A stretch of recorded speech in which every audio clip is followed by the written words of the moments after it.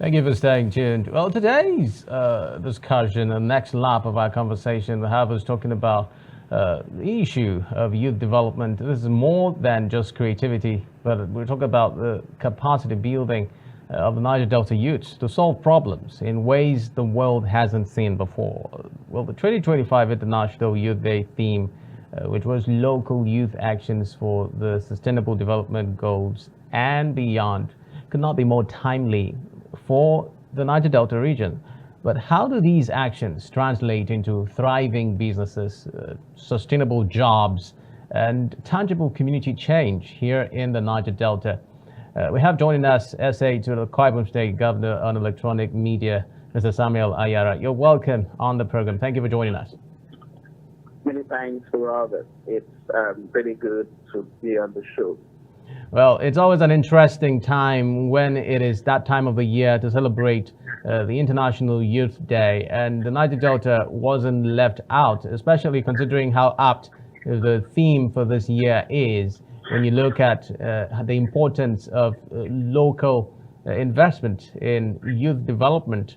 It might seem as though in some states of the Niger Delta region, you'll see a situation where the youths in the hinterlands are cut off from when we talk about initiatives that are channeled towards youth development. How do you appraise the efforts that have been made towards youth development in the Niger Delta region generally? Well, you try to understand that when it comes to youth development, there is actually so much around the Niger Delta region that resonates around that conversation. Robert, you will know that years back we faced with some very challenging situations around the region, hostilities and banditry, kidnapping, and such insecurities that held the country to ransom. But again, we've also seen a region that over the years has evolved to where peace is really, really transacted. It's becoming a norm. People are taking the peace in the region for granted. That's because at the point there was a government that took its guns to ensuring that young people were properly mobilized for the right reasons and in the right direction. But you would also look at how young people are mobilized, what government in the region is doing to properly position young people for the future of development. And taking a cue from the Akwa Ibom State reality, you would bear me witness that for young people in Akwa Ibom State, it is a back-to-back situation. Less than a month ago, we saw young people gather for the Arise Youth Skills Day. That was in July, and then, of course, we're already marking the International Youth Day in August. So July and August have provided quite a lot of opportunity to hold conversation around young people, how they are positioned and how they are mobilized for the future of socioeconomics. But when you look at when you narrow this down to the theme or potential local youth action for the SDGs and beyond, you quite would know that Akwa Ibom State under Governor Rumano is already fixated at achieving that. There is currently in the work plan at advance the stages to build youth development, youth-friendly centers across all 31 local government areas of the state. That, in its way, is a way of evolving local solutions to the peculiarities of the challenges our young people face in all of their communities. So, across all of the 531 local government areas, there are plans on ground to ensure that young people find a convergence, a space where their problems, the challenges are discussed and collated. And you will see that in the states in the last 2 years plus few months under Governor Rumano, there's been an outbalance of youth development programs with some people say we've never had it so good as a state. But again, assuming but not conceding that there could be people who would want to contradict this claim, one would be moved to imagine that so far, for a state that has been able to ensure that more than 30,000 of its citizenry is employed in a way, directly or indirectly, because all of the endeavors that we have found in the state, you just would understand that, that this reflects in its greater proportion how much young people are carried along in the administration. You will see the numerous empowerment programs, including what we have with Ibom the Ibom Leadership and Enterprise Development Program, where the Enterprise Accelerator Program of that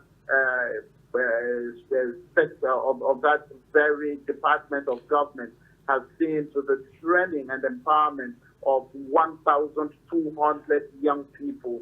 Recently, we also had the governor announce that more young people, particularly female and male youth, they are included male youth this time around, would be co-opted 50 from each of the cohorts, from each of the clusters rather, would be co-opted to 4 and then ready for another batch of training and empowerment by Ibom led. You also go to GASAC, the Takada Skills Acquisition Center. We have a future of skills. Nigeria is evolving into a future of skills. And then Akwa Ibom State government is leaving no stone unturned at ensuring that young people in Akwa Ibom are skilled up. You go there and see the magic, the wonders that is happening at GASAC, and then you realize that across all of Akwa Ibom 31 local government areas, there's so much to keep a young person waiting and watching aloof. There's so much to engage them. There's so much to bring them to the larger table and remind them that, yes, in Akwa Ibom State, we have challenges, but again, we have also evolved possibilities, such possibilities that would help us permanently change our narrative and situate our realities within where prosperity and growth is possible. Ms. Ayara, I'm going to ask you one more question. When we look at the Niger Delta region, it is structured in such a way that it looks as if there's so much focus on oil and gas and politics.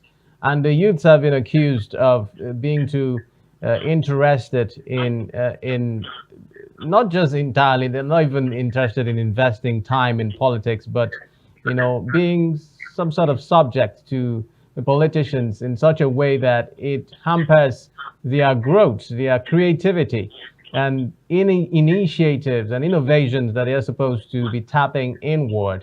Do you see that problem here in the Niger Delta region? And what are those steps that can be taken towards resolving such a problem? Can the youths focus more on alternative areas that would lead to the level of growth that is hoped to be witnessed in the Niger Delta region? In just a minute.